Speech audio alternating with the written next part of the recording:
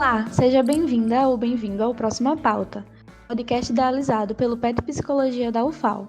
Atenção, o podcast não é sobre garrafinhas recicláveis, nem sobre cuidados com animaizinhos. Meu nome é Beatriz, faço o 5º período de Psicologia na UFAL e no meio de uma crise na saúde mundial e na política brasileira, temos o tema necropolítica de Achille Mbembe. Para conversar sobre esse tema, temos alguns convidados. Meu nome é Hilário Zeferino, eu sou Leão Feiticeiro Guarda-Roupa, sou graduado em Letras Vernáculas pela Universidade Federal da Bahia, atualmente faço mestrado em Literatura e Cultura na mesma instituição e sou petiano egresso do PET Letras da UFBA.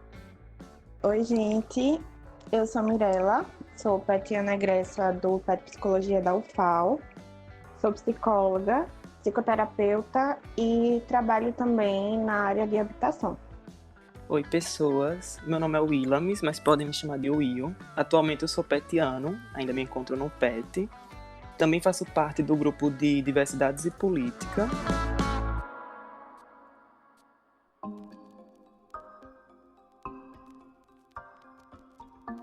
As apresentações feitas, nós vamos ter uma conversa sobre o tema necropolítica, como já foi dito antes. Antes de falar da teoria, nós vamos falar um pouco sobre o autor dessa teoria, Achille Mbembe. Tem um pequeno problema em relação a pronunciar o nome dele, eu não sei se eu estou pronunciando da forma certa, os meninos e a Mirella podem confirmar ou negar para mim. Ele é um professor universitário, historiador, teórico político e filósofo camaronês, e ele escreveu sobre essa teoria em alguns livros, o livro sobre a teoria, que é o ensaio, a necropolítica. E acho que a gente pode falar um pouco sobre ele. Os meninos têm alguma coisa a completar? Eu acho que é importante só perceber duas coisas, né? Primeiro que ele é um filósofo negro em produção, né? Ele tem seus 63 anos. É importante notar a idade de um homem negro. Acho que são coisas a serem pontuadas. Ele tem alguns outros escritos e são lançados em sua maioria pela N-1 edições aqui no Brasil, né? Ele tem Necropolítica, a Crítica da Razão Negra, que está na esteira do A Crítica da Razão Pura, do Immanuel Kant. Sair da Grande Noite, acho que essa seria a tradução para o português, que é um livro que ainda não foi traduzido. E Ensaios sobre a Imaginação da Política na África Contemporânea, que também não foi traduzido ainda, né? Sobre o que você estava comentando sobre o nome, de fato, na língua portuguesa, né, eu estudei isso em alguns momentos, né, na minha faculdade de letras, na língua portuguesa a gente não tem o que se chama de nasalização, né? Essa nasalização da letra B, por exemplo. Então, eu aprendi a falar o nome dele como Achille Mbembe, ou Achille Mbembe, se quiser facilitar. E acredito também que vale ressaltar que muitos dos escritos do Achille Mbembe, Achille Mbembe, como o Hilário estava falando, esses escritos dele já eram lidos em outros países, né? E que só chegou aqui através da editora N-1, o livro, o ensaio dele, Necropolítica, em 2018. Mas que as suas teorias já eram produzidas e tinham chegado em outros países muito antes mesmo do que aqui. Sabendo de onde partimos, vamos conversar um pouco sobre a teoria que vai nortear toda a nossa conversa de hoje, que é a teoria da necropolítica. É uma teoria que se utiliza, né, da teoria de Michel Foucault sobre biopoder, e a partir disso eu queria saber o que vocês sabem, o que vocês conhecem, como vocês encaram essa teoria dele. Eu acho que a gente pode começar definindo, assim, bem em linhas gerais, do que seria a necropolítica, né? Começar pelo título do ensaio dele, que eu acredito que é a base de todos e de todas que estão aqui. Que necropolítica, resumidamente, seria o exercício de quem deve morrer ou de quem deve viver, de quem é útil, de quem não é útil, mas para além disso, pensar quais são os mecanismos, as formas que gerem essas vidas e que gerem essas mortes, né? Não só o quem vai morrer, quem vai viver, mas também o como essas mortes vão morrer, né? E como também elas seguem vivas naquela linha muito tênue entre o risco da morte, né? Eu acredito que a gente poderia começar a pensar a partir daí. É pensar, sobretudo, em vidas que existem, mas que estão nesse limiar também, né? Desse encontro com a morte. Não é só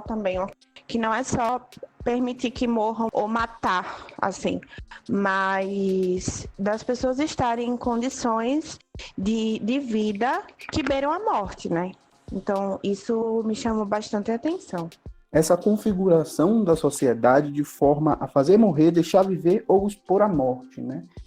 O que me leva a pensar que a gente não está falando aqui necessariamente apenas de uma morte que vai trazer sangue para a mão da pessoa, entende? Mas a gente está falando também de mecanismos sociais de interferência justamente nesse processo, na vida dessa pessoa, e que muitas vezes são mecanismos quase que invisíveis. Assim, normalmente podem levar muitos anos para poder se manifestar, mas que com as configurações atuais das coisas, né, a gente deve comentar isso mais para o fim, às vezes leva uma semana para você perceber que aquela pessoa morreu por conta de fatores políticos, por exemplo, né? Sim. E eu acredito também que, ampliando essa visão de necropolítica, não só responsabilizando o Estado, mas também os atores e as atrizes, enfim, a gestão como um todo, a gente também pensa na nossa saúde, né, na superlotação dos hospitais no momento atual de pandemia, né, que a partir do momento que a gente tem os hospitais com essa superlotação, as pessoas correndo risco de morte, correndo o risco de não sobreviverem, isso também é um aspecto da necropolítica, né? Porque a gente tem um hospital, mas a gente não tem o investimento necessário, a gente não tem o mínimo para que essas vidas consigam viver como vidas que devem ser vividas, né? De fato. Uhum. Quanto a isso, você está falando sobre investimentos em hospitais, né? Eu estava dando uma olhada aqui nas minhas anotações sobre o necropolítica, e ele é dividido basicamente em 5 partes, e tem uma expressão que é até o título de um outro livro do Joseph Achille Mbembe, que é O Biopoder, a Relação de Inimizade. Ele tem um livro, Políticas de Inimizade, né? A questão é justamente esse inimigo ficcional, né? Essa relação de inimizade com outras pessoas que é cultivada historicamente, pensando num contexto global, isso se torna um pouco mais amplo. Mas fazendo um recorte para a gente pensar só na dimensão do Brasil, né, que é o país que no momento acho que nos urge mais pensar, essa relação de inimizade, ela tem ligação direta com relações de soberania, né, pensando no Estado, e com relações raciais também. Então, essa falta de investimento, né, essa exposição a essa morte por falta de investimento em políticas de saúde, por exemplo, o fundo necropolítico dela é necessariamente um fundo racista. Entende o que eu quero dizer? Uhum. Sim. De quem são esses usuários e usuárias, né, que frequentam o Sistema Único de Saúde, né, aonde que vivem essas vidas, né, essas zonas que geralmente se encontram à margem, né, e que são colocadas nessa exposição de subalternidade mesmo, né. E acredito que falando sobre esse momento atual de pandemia, no qual o próprio autor da necropolítica já se posicionou e disse que a pandemia ela democratizou o poder de matar. E é isso que a gente está vendo na prática. É isso que a gente está vendo, o que está acontecendo no nosso país, né, falando do Brasil, e que a gente percebe as condições estruturais mesmo de como se encontram os nossos hospitais, de como se encontra o nosso sistema de saúde como um todo. E que ainda bem que pelo menos a gente ainda tem um sistema único de saúde, né? Fazendo a comparação com a realidade distinta de tantos outros países. Interessante, porque ele deu essa entrevista para a Folha de São Paulo, né? Que o Will comentou sobre a democratização do poder de matar. Ele falou sobre a questão de quem está morrendo e quem é que está vivendo, né? Ele falou que o vírus ele afeta a nossa capacidade de respirar e por isso os governos e os hospitais dizem quem é que vai continuar respirando. Normalmente essas pessoas são os jovens que vão gerar mais lucro para o governo e continuar funcionando, entre aspas, vão continuar a vida, assim. Essa questão de não só os governos e os hospitais agora escolhem quem é que vai viver e quem é que vai morrer, né? Ao sair na rua, você coloca outras pessoas em perigo e você pode contaminar uma série de pessoas se você estiver doente, pode ser contaminado. Então, realmente, houve uma democratização desse poder. Agora, todo mundo detém esse poder, assim. Eu acho muito interessante isso. Sim, é pensar em quem tem acesso a essas condições de continuar vivendo. Quem tem acesso à saúde, ainda que tenham expandido os hospitais, os serviços de saúde mesmo para atender a população nesses casos da Covid, mas a gente pensando no contexto do trabalho, por exemplo, a gente está gravando em 1º de maio, né, que é o dia do trabalhador e da trabalhadora, e a gente está passando por uma situação como essa, que muitas pessoas se veem obrigadas a trabalhar porque podem perder as suas fontes de renda. E o Estado, ao mesmo tempo, não está assegurando essa fonte de renda, né? Uma fonte de sobrevivência, porque ter dinheiro é você conseguir viver hoje em dia, nesse mundo capitalista que a gente vive.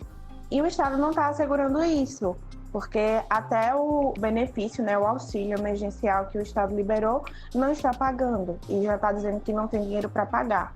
No final das contas, quem é que vai morrer por isso? Quem é que é mais afetado por essa crise sanitária, essa crise econômica e tudo mais? Então, é importante a gente pensar quem são os sujeitos na linha de frente desse processo todo. Quem pode comprar um respirador, quem não pode, e quem está realmente à margem, né? Porque as pessoas, principalmente as pessoas que estão nas periferias, e que em sua maioria são pessoas negras, só tem 2 saídas praticamente. Ou morrer pela contaminação, porque vão ter que trabalhar para sobreviver, como no caso da empregada doméstica que morreu no Rio de Janeiro, porque foi obrigada a trabalhar na casa da patroa que estava contaminada. Ou a pessoa morre por não ter comida, porque não tem como trabalhar, não tem auxílio, o Estado se faz ausente. E como é que fica a situação, né? Uhum. Ao mesmo tempo que esse Estado se faz ausente, o excelentíssimo senhor presidente, ele tem algumas falas que eu acho que são falas de assassinato, né? Como eu estava comentando anteriormente, não necessariamente de sangue nas mãos dele, mas no momento que ele diz, e daí?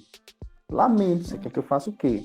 Eu quero que você haja. É precisamente isso, sabe? Porque no momento que ele diz isso, eu fico pensando nas pessoas que... Eu moro numa comunidade, né? Não sou nenhuma pessoa que mora em bairro nobre em Salvador. E eu percebo cada vez mais os meus vizinhos tendo que sair para trabalhar, sabe? E eu tendo a possibilidade de permanecer em casa, fazendo mestrado, a universidade está parada, né? E percebo que dentro da minha própria casa, que minha mãe ela tem que sair para trabalhar porque ela é cuidadora de idoso, né? E ele comenta no sentido de muitas pessoas vão morrer por causa de desemprego, porque não vão ter dinheiro. Tem algumas medidas muito simples para as pessoas não morrerem por conta do desemprego. É só não demitir ninguém. É muito simples. No caso das empresas quebrarem, é só o Estado ser um Estado forte o suficiente, comprometido o suficiente para ajudar essas empresas em termos de seus lucros. Não é uma coisa tão difícil de se pensar. O problema maior está justamente nessa falta de entendimento, nessa política neoliberal, né, de autorregulação do Estado, com essa mão invisível do Estado. O próprio autor aqui de Membe, ele tem escrito no primeiro capítulo, Devir Negro, no primeiro capítulo da Crítica da Razão Negra, no qual ele comenta sobre que o devir negro ele vai chegar para todas as pessoas, independentemente de suas cores, né? Eu acho que essa coisa do Covid-19, essa pandemia com o Covid-19, ela acelerou alguns processos no que diz respeito a essa política de morte, né? Porque a gente percebeu cada vez mais que a morte começou a chegar para todas as pessoas em todos os lugares do mundo, independentemente de países europeus ou países africanos. Ainda que, e eu acabei de ver essa notícia hoje pela manhã, tem alguns países na África que têm apenas 4 respiradores para alguns milhões de habitantes, né? Enquanto países europeus estavam se ajudando entre si e fornecendo respiradores. Ou barrando respiradores que iam chegar para países da América Latina. Então, nesse sentido, o devir negro, ele chega para outras pessoas, né? Chega para pessoas de outras raças, né? Isso significa dizer que, pensando no que a gente estava comentando mais cedo, né? Pessoas brancas também estão suscetíveis a essa morte. Não é como se só o negro morresse, né? Como se comenta por aí. Mas é preciso entender que essa soberania estatal, ela tem um fundo racista, ela tem um fundo de entender as pessoas negras no geral, e aí, claro que guardadas as dimensões, né, de como isso afeta homens negros, mulheres negras, entender essas pessoas negras como inimigos, né, como inimigos de um progresso, como pessoas que são más, no sentido de ruim, no sentido de o diabo da sociedade, algo assim. Eu acredito que tudo isso que vocês estão falando dialoga muito também com as palavras do Ailton Krenak, que é um indígena e ambientalista brasileiro, no qual ele fala, nas palavras dele, que esse vírus está discriminando a humanidade, né? E que por que a gente não pensa as políticas públicas que são atreladas aos direitos humanos, às políticas para as mulheres, que esse governo vem implementando não meramente como uma ação do governo, mas sim com um fundo necropolítico. Porque o que está acontecendo é que muitas medidas estão sendo tomadas sem olhar para essas realidades distintas, né? Muitas políticas públicas elas acabam sendo implementadas sem olhar essas dimensões, como se as pessoas não tivessem cores, não tivessem classe social, não tivessem gênero, ainda assim pensando numa lógica eurocêntrica, universal, de que somos todos iguais, somos todos seres humanos.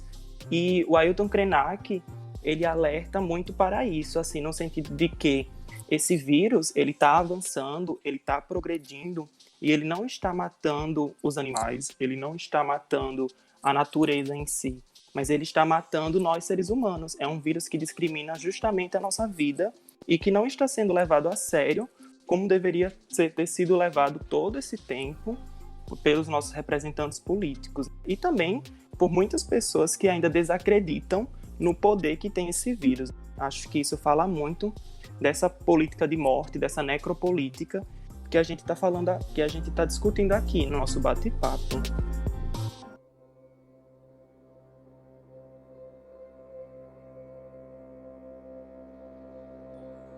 Sobre o que o Hilário falou do atual presidente da República, eu vejo sempre uma retirada de responsabilidade que ele mesmo se propõe. Assim. Sempre tira essa responsabilidade dele, nas falas dele, né? Ele fala, não sou coveiro, e daí? Lamento, quer que eu faça o quê? Então sempre existe essa retirada de responsabilidade dele. É o presidente da República, então tem responsabilidade nisso. E uma influência maior do que eu gostaria que tivesse. Enfim, eu acho que essa questão de... O Will comentou sobre uma visão eurocêntrica de todos somos iguais. O vírus pode reforçar, né? Porque querendo ou não, todo mundo está suscetível a pegar o vírus, que de formas diferentes e em modos diferentes de contaminação, inclusive.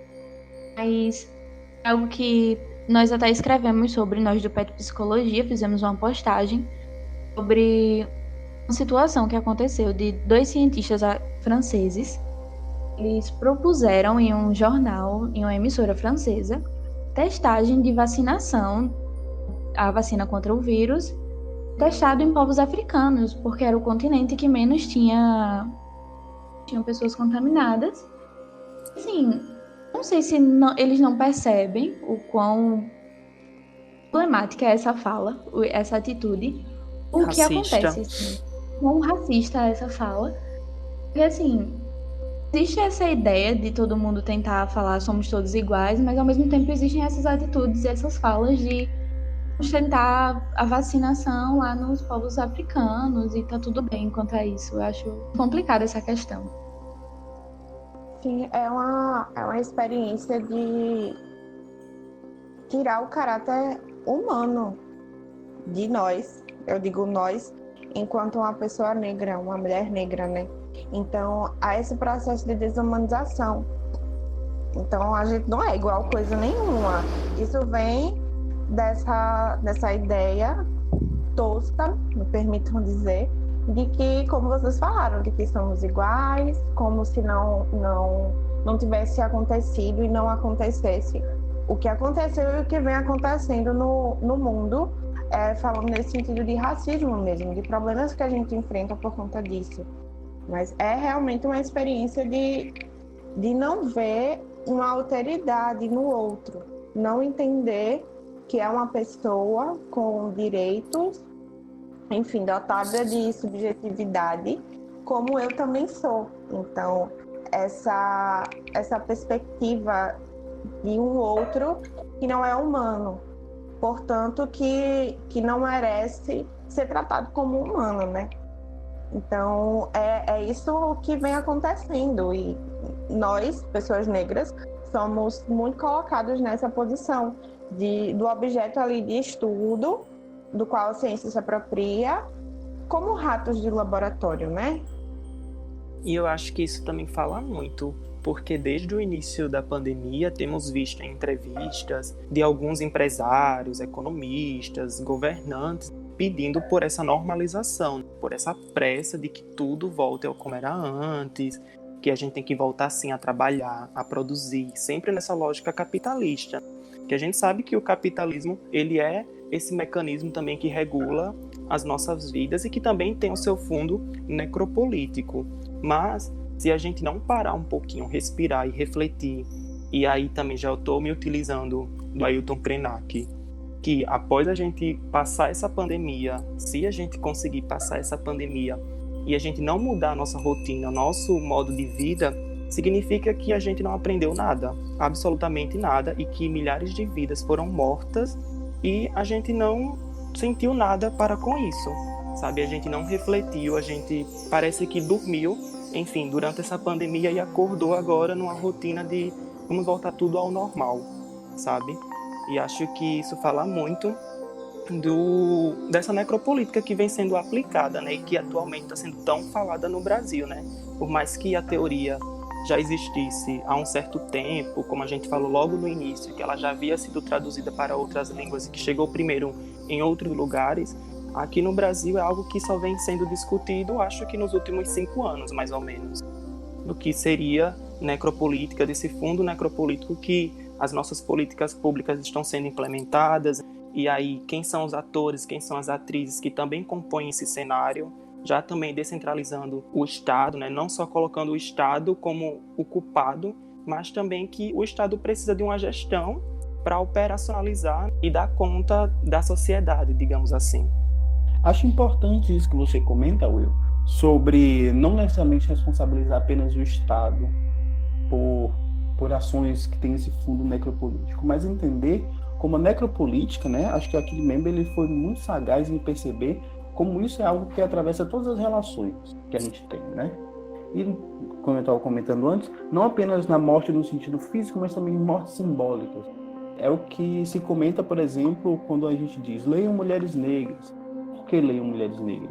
Porque as literaturas de mulheres negras, por muito tempo, foram literaturas consideradas apenas documentos, e eu falo pensando em Carolina Maria de Jesus, não foram pensados como literatura, tais como Clarice Lispector ou quaisquer outras escrituras brancas. Mas, para além disso, literaturas de mulheres negras, elas vão justamente de encontro a esse viés necropolítico, né? Porque a necropolítica, se você parar para pensar de forma muito rasteira, ela só pode se configurar se você desconsiderar que essas pessoas são corpos marcados para morrer, né? Que são corpos negros, sobretudo.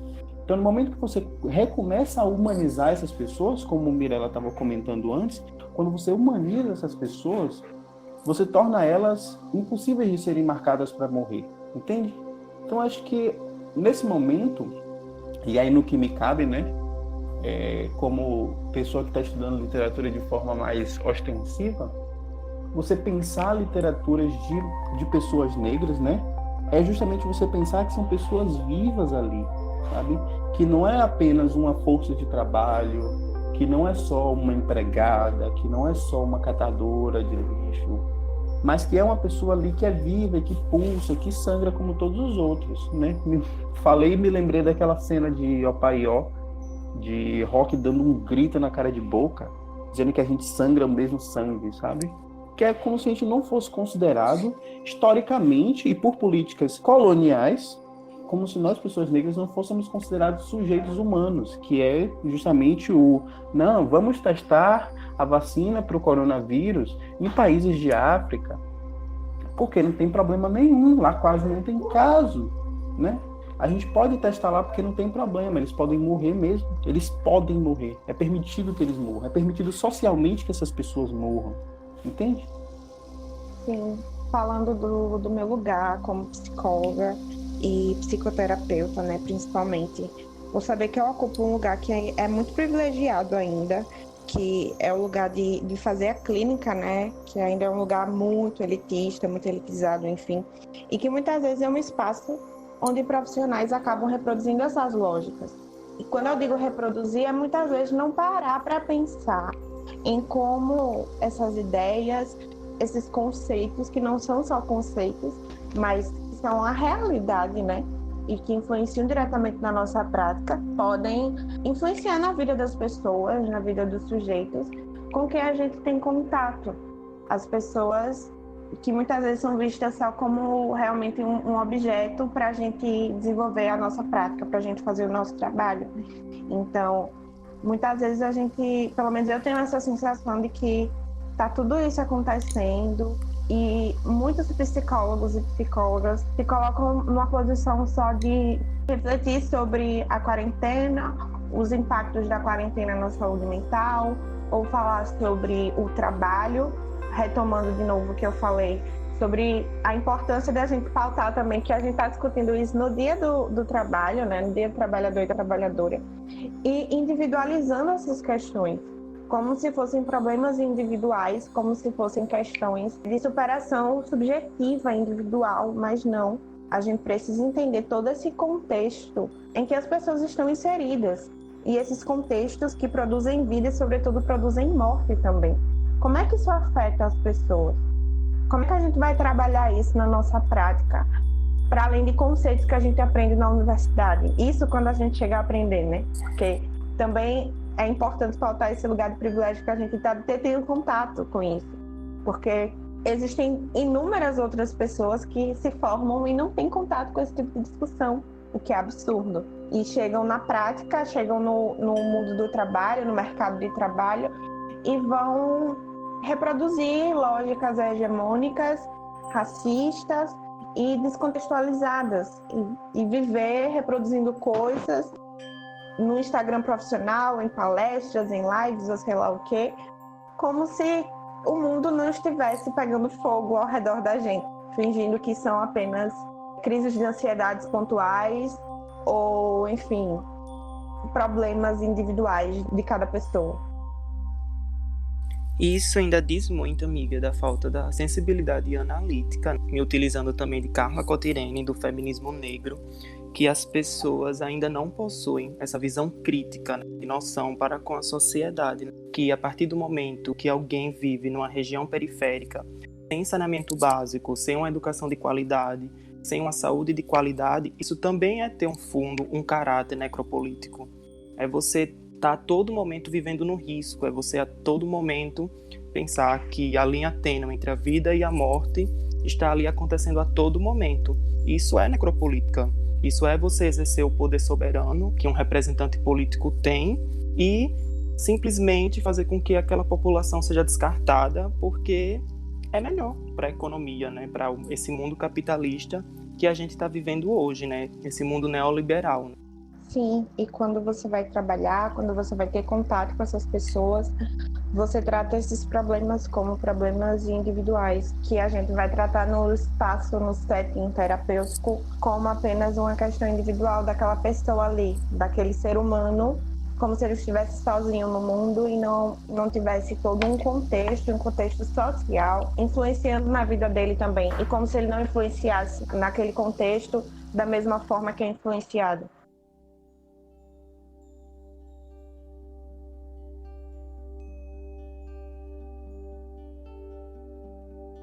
Para pegar uma coisa que o Will estava comentando, a morte dessas pessoas não seria apenas melhor para o Estado, mas também tem a dimensão do elas não fazem diferença. Essa morte dessas pessoas não faz diferença. Estava pensando aqui sobre alguns outros momentos do texto do aquele meme e me ocorreu pensar sobre como a morte ela é uma coisa perene em todas as sociedades. Políticas de morte, por conseguinte, são coisas perenes em todas as sociedades. E aí você tem não só morte por... Estou falando mais especificamente de sentenças de morte, né? Como as sentenças de morte foram industrializadas e foram cada vez mais rebuscadas e receberam cada vez mais investimentos tecnológicos. Porque, a princípio, o que se tinha era um festival, digamos assim, uma espetacularização da morte de uma pessoa. Só que quando isso passa a acontecer com pessoas brancas também, essas políticas de morte ficam cada vez mais sofisticadas, no sentido de vamos usar a guilhotina, né, na Revolução Francesa, porque é uma morte com menos dor, sabe? Mas não se pensa, por exemplo, e aí eu falo isso pensando em Angela Davis, não se pensa, por exemplo, que as condições carcerárias de pessoas que estão privadas de sua liberdade, muitas vezes de formas injustas, tal como Rafael Braga, essas condições carcerárias, elas muitas vezes levam a pessoa a morrer dentro da própria cadeia. Não suficiente, pensando em pessoas que não estão privadas de sua liberdade, o índice de suicídio entre pessoas negras, e em especial entre homens negros, é um dos maiores no Brasil, né? E aí eu queria perguntar, de fato, como é que vocês em psicologia pensam isso? Isso chega para vocês, isso não chega? Porque é uma dúvida real que eu tenho. Então, essas questões chegam para a gente, mas ao mesmo tempo com uma certa dificuldade, porque a gente ainda tem uma formação muito elitizada, um curso muito branco, que pensa basicamente em suas próprias questões, em problemas da subjetividade, em questões de sofrimento psíquico, que muitas vezes são voltadas a uma vida de um determinado modo, de determinados tipos de pessoas, e isso não se abrange muito. E muitas vezes, quando a gente tenta transpor essas barreiras e trazer essas discussões, a gente é colocado de lado, a gente é rechaçado dentro da própria área. Porque, como eu disse, muitas vezes não, na maioria absoluta das vezes, essas questões são vistas realmente como problemas individuais. Então, há uma certa psicologização das coisas. E aí, a universidade muitas vezes tenta romper com isso. A minha formação, por exemplo, já foi muito mais consciente nesse sentido, de parar para pensar sobre essas questões, de se debruçar sobre isso e de entender o ser, a existência, como algo muito, muito além de uma coisa que é dada, que está ali e ponto, e que tem relação com todas essas coisas, vamos dizer assim, que são coisas sociais, são questões sociais e que vão influenciar no nosso modo de vida, inclusive gerar sofrimento.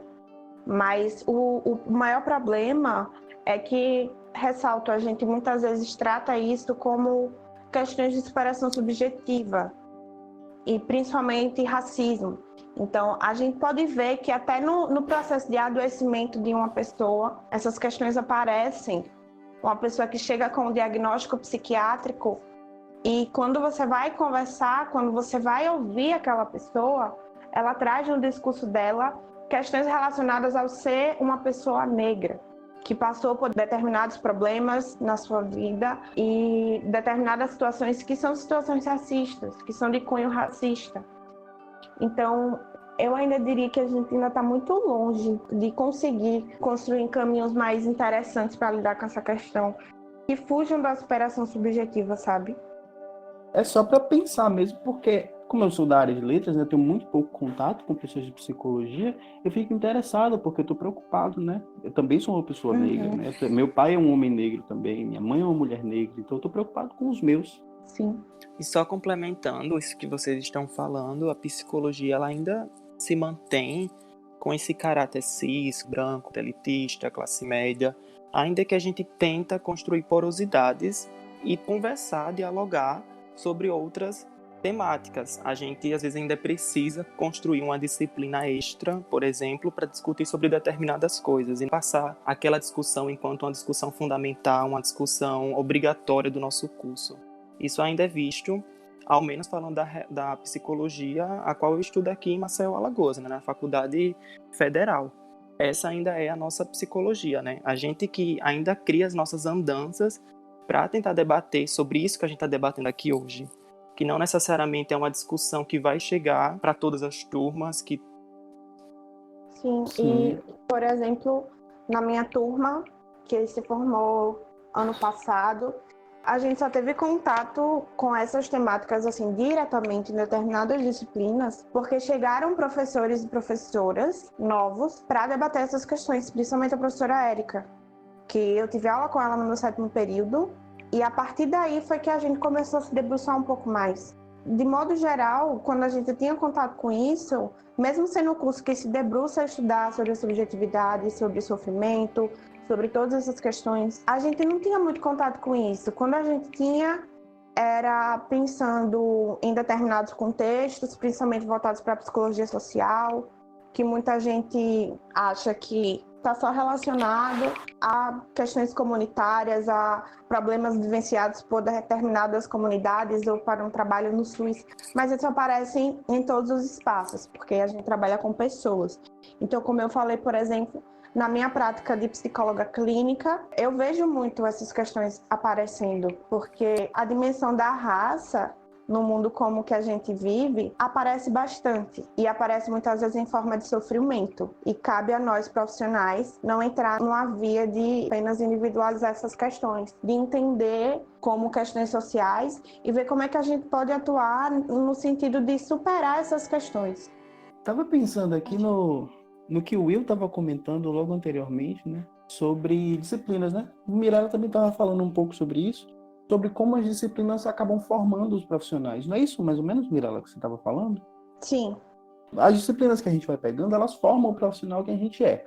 Mas elas não formam completamente, porque a gente sempre tem uma escapada aqui e ali, um coleguinha que puxa uma questão, um professor que indica uma coisa, né? O que é que eu estou querendo dizer com isso? A nossa formação, ela é permeada pelas disciplinas que a gente pega, né? Pelos professores com quem a gente conversa, pelas pessoas que a gente acessa, né? Pessoas com quem a gente transita. A universidade, né? O PET, as disciplinas que a gente acessa, elas têm também esse caráter de morte ou de vida, né? Ou de deixar morrer, de expor a morte, né? Ou de permitir que vivam algumas perspectivas e, em geral, pelo que percebo, questões ligadas à negritude, ligadas a pessoas indígenas, são ou deliberadamente ou inconscientemente inviabilizadas, né? Os professores dizem, eu acho que isso aqui não vai me servir. Eu ouvi isso recentemente de uma professora com quem eu estou dividindo um grupo de pesquisa, e eu pensei, professora, mas você discute estado de exceção, você discute ditadura, como assim a necropolítica não pode ser discutida no seu grupo? E aí eu aproveitei esse momento, aproveito aqui só para agradecer o convite, para poder fazer um fichamento de fato, entender direitinho o que é está sendo comentado, para no momento que a gente for discutir estado de exceção, eu mostrar. Isso tudo que vocês estão falando só demonstram mesmo os episódios cotidianos que tem esse fundo de necropolítica, de você negligenciar algum determinado assunto por achar que isso é de cunho muito pessoal, muito individualizante. É você pensar em políticas públicas, mas não pensar em quem são esses sujeitos que terão acesso a essas políticas públicas. Enfim, eu acho que tudo isso que a gente está discutindo até agora fala muito, né, de como a necropolítica ela está sendo implementada no nosso dia a dia e como é que ela acontece em atitudes concretas, em atitudes reais, e não naquela coisa distante que só quem exerce é o Bolsonaro em suas falas genocidas que ele vem passando ao longo do exercício do seu poder soberano. Acho importante, né? Você que estava comentando isso mais cedo, trazer a dimensão da necropolítica para nossas próprias ações também. Porque, por exemplo, você estava falando sobre Ailton Krenak. Eu tenho um dos livros que ele lançou, o mais recente, e eu ainda não li nem esse livro, nem o anterior dele. Não pude ir para a palestra que ele fez aqui em Salvador. Então, questões indígenas estão completamente distantes das coisas que eu tenho discutido. Sendo que eu quero discutir colonialidade, sabe? De que maneira eu quero discutir colonialidade sem pensar também em questões indígenas? Então, eu reconheço isso, essa é a minha ação de morte de um assunto, sabe? E que eu preciso urgentemente recuperar, porque senão eu não vou conseguir fazer as coisas que eu quero fazer comprometidamente da forma como eu quero, entende? Porque a necropolítica é justamente isso, né? Não é só o ato em si de matar, mas de como matar esses sujeitos, né? Como é que isso está sendo implementado no nosso cotidiano, a partir do momento que a gente negligencia mesmo essas realidades distintas esses povos que parecem que estão tão distantes da gente, a partir do momento que a gente não discute sobre determinados temas, que, enfim, a gente se coloca enquanto indisposto, indisposta para falar sobre tal coisa. E é exatamente isso que a gente vem observando nesse governo fascista, né, que vem implementando mesmo essa necropolítica. Acredito que a gente esteja se encaminhando um pouco para o fim da discussão, não para o fim da discussão em si, porque muita coisa a ser discutida sobre o tema, mas que damos abertura para as pessoas pesquisarem, lerem sobre o tema, sobre a teoria, sobre livros de outros autores também que foram comentados aqui, sobre até do próprio autor também, do Achille Mbembe. A gente tem algumas indicações a fazer no final de cada episódio desse podcast que tem a ver com o tema discutido. Dessa vez temos algumas indicações. Sobre o contexto atual e a pandemia, nós temos o guia do Covid-19 no Instagram do Pet Psicologia. A gente vai deixar na descrição os Instagrams. E nesse guia do Covid-19 que nós estamos fazendo, nós temos um textinho sobre necropolítica e a pandemia, e também sobre a vacinação nos povos africanos, que foi comentado aqui. E temos uma música para indicar a vocês, que é a música do Criolo, que é Bocas de Lobo, além do episódio Engenharia Reversa, de Black Mirror. Querem comentar um pouco sobre a música e sobre o episódio? Bom, eu comentaria sobre a música só para pensar que Criolo não é qualquer rapper, né? Não é qualquer MC. Ele tem sua formação em sociologia. Então a gente percebe em vários momentos que ele vai citar, em várias músicas também, ele cita autores. Então ele é uma pessoa experimentada nesses campos acadêmicos. E nessa música, não necessariamente em todos os momentos, é de se perceber como a morte está muito presente nessa letra e está sempre presente nas relações que a gente estabelece socialmente. Então, acho que é uma música que vale ser escutada, acho que é um rapper que vale ser escutado, embora não seja suficiente ouvir só o Criolo. E sobre o episódio, foi indicação minha. Foi um episódio que eu assisti depois de eu conhecer essa temática, né, da necropolítica. E quando eu assisti, eu fiquei muito arrependida de não ter visto antes, porque a temporada já tinha sido lançada nessa época que eu comecei a ter contato com essas ideias. E eu fiquei muito arrependida por não ter assistido antes, para não fazer um link quando eu comecei a ter contato com essa temática. Mas é um episódio muito massa e que eu acho que diz muito da realidade brasileira, principalmente dos discursos do nosso presidente, né? E da forma como as coisas estão se dando aqui no Brasil atualmente. Então eu acho que dá para pensar bastante coisa a partir desse episódio. Não vou falar mais, porque senão vou acabar dando spoiler. Mas eu acho que é uma ótima opção de entretenimento e para discussão também. Queria agradecer a vocês que participaram, o Hilário, que se dispôs, Mi, que se dispôs a nos ajudar também com sua formação quanto psicóloga e quanto mulher negra, Hilário quanto homem negro e pessoa que estuda sobre o assunto. O Will também que estuda sobre o assunto e nos ajudou bastante hoje nessa conversa. A intenção era realmente parecer uma conversa, foi uma conversa, né? Para poder chegar a várias pessoas, sair um pouco desse meio acadêmico para que possa alcançar quem se interessa pelo assunto. Eu quero agradecer, porque é sempre bom ajudar a construir momentos com vocês do PET. A boa filha a casa torna, né? Então a gente sai do PET, mas o PET nunca sai da gente. Então eu agradeço de verdade por essa oportunidade. Eu gostaria também, né, de agradecer por ter participado e construído esse momento com a gente. Enfim, eu ainda estou no PET Psicologia, eu estou no 10º período, daqui a pouquinho eu estou me formando. E agradeço muito por ter construído esse espaço, esse momento com vocês que estão aqui. Eu agradeço, né, pelo convite, pela oportunidade de comentar sobre esse assunto. Eu não sou uma pessoa difícil de se achar na internet, meu nome não é um nome muito comum, então minhas redes sociais estão aí. Eu gosto de debater coisas, gosto de conversar coisas.